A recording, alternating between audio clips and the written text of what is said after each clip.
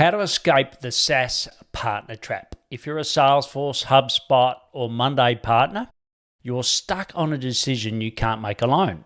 Stay at a vendor competing on price, or become something the platform can't replace.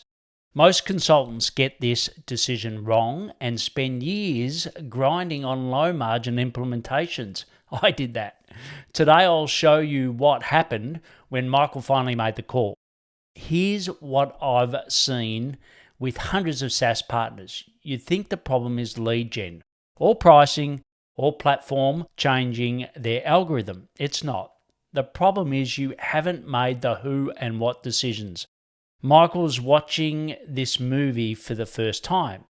I'd seen it more than 200 times. He was doing $30,000 to $50,000 months, successful on paper, but he was bored, vulnerable, and stuck in three traps. 1, the algorithm trap. 50% of his leads came from Monday.com's marketplace. Then Monday changed the ranking logic. Leads dropped overnight. 2, the pricing floor. He was competing with thousands of other partners. To win deals, he had to keep prices reasonable.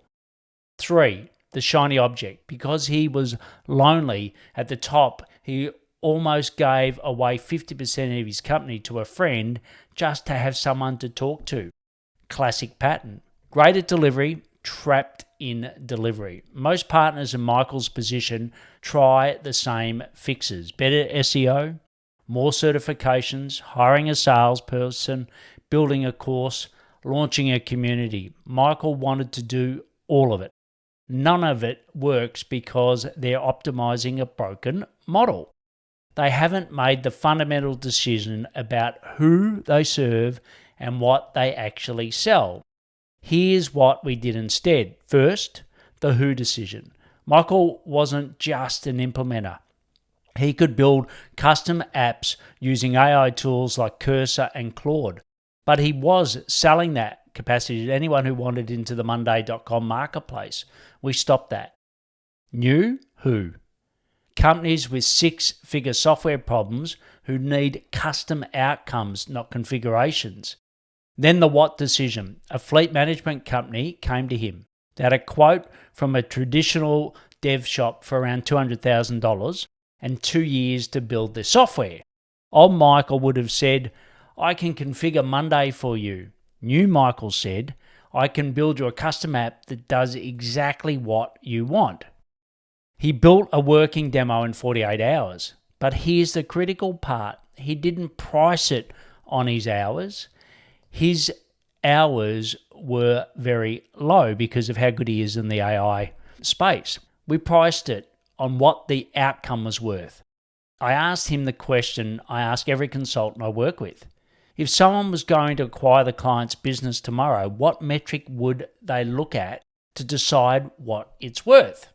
Not dashboards, not automated workflows, not better visibility. What number changes on their P&L that makes the business more valuable?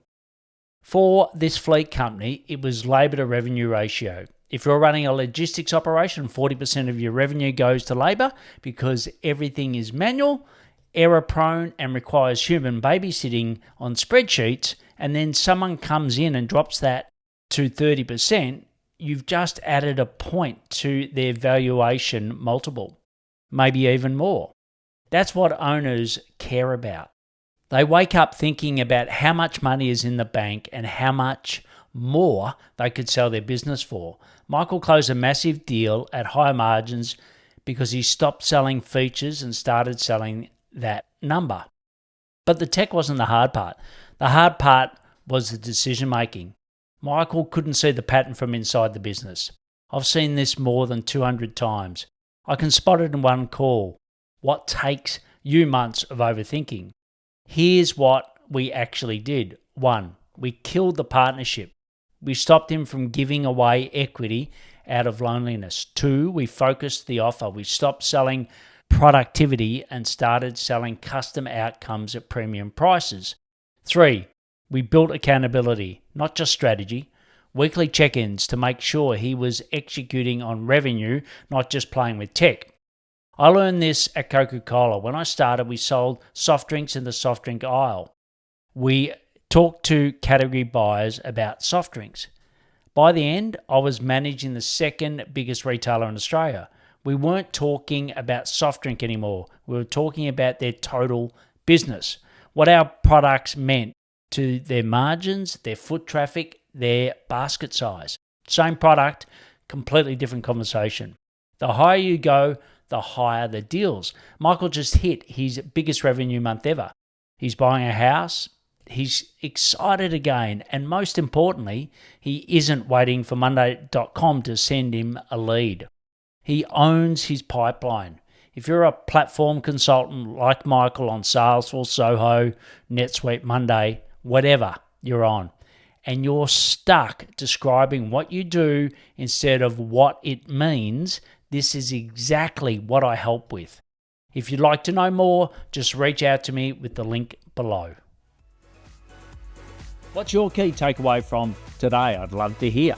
Want weekly insights on who to target and what to sell? Join my newsletter at paulhigginsmentoring.com/newsletter and share this with another tech consultant ready to escape the project grind.